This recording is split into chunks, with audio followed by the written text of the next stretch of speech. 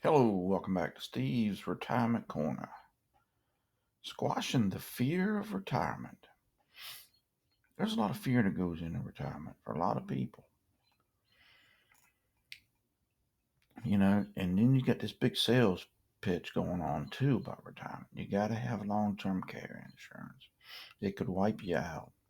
You got people claiming that the stock market's going down, you can't retire into a down market because of the sequence of returns will kill you.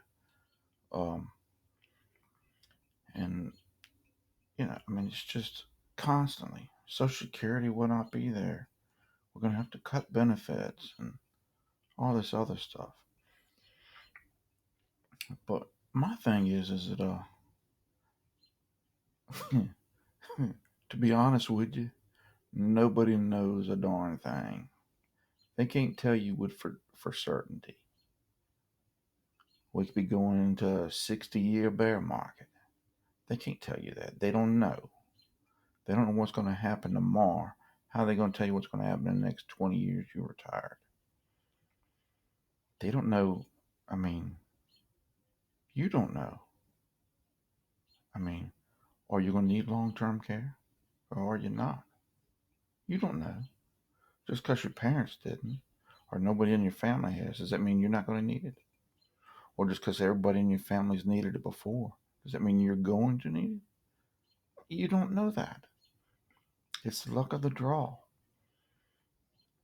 You don't know if your money's going to last. You got no idea. For average people like me, I'm probably a little bit below average, but that's my thing. But if for average people, you can't plan for every contingency in retirement. If you're a billionaire, you're not looking at YouTube.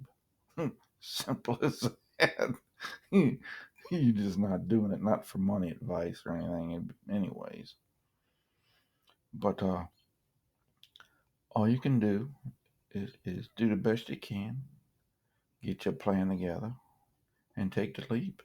And just have to deal with the chips when they come on the table. The, I can't retire this year because the stock market's down, my money's down. So who's to say 10 years in it don't drop like a rock? Then what are you going to do? 70, 80 years old, you can go back to work? And if you do, how much help is that actually going to be? I, you just can't plan for every contingency, average person. Get your health insurance, check your numbers, and then you just have to take a leap of faith and go. I just, but it's a scary thing to step out there. You've worked for 40 or 50 years, and then you're not going to. I mean, that's a scary thing. But it you gotta look at it that nobody knows what's gonna happen in the future, and you got a bunch of sales tactics going on, that 85% replacement rate and stuff like that. Chances are you're not gonna need that much of your pre-retirement income.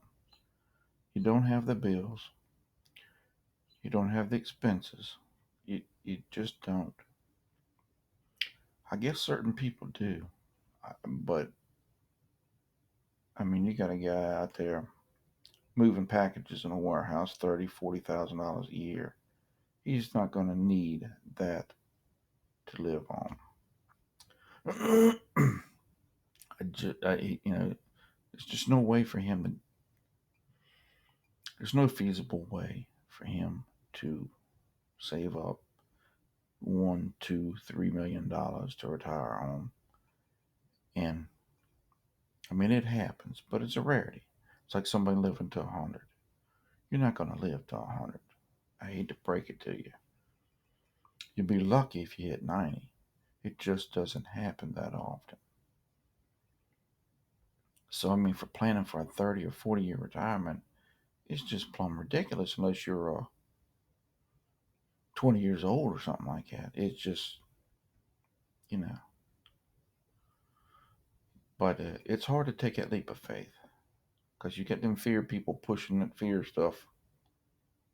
You got to have, You got to have this. You got to have that. If you do, there's just no out. You got a 30% chance you're going to make it. Who says who? Says that guy there because he's trying to sell you a product. You got to get over that and realize that you can't plan for every contingency. At some point, you're just going to have to take the lead and say, hey, I've done the best I can do and go. And it's not going to turn out to be as bad as you think, I don't believe. Now, sure, there are cases where people have a tough time, but as a general rule, most retirees I know, anyways, overwhelming majority of them are doing just fine, even when the market takes a downturn like this, or the real estate market crashes, or inflation goes up. The overwhelming majority of the ones I know, anyways, are doing just fine. It's not affecting them hardly at all.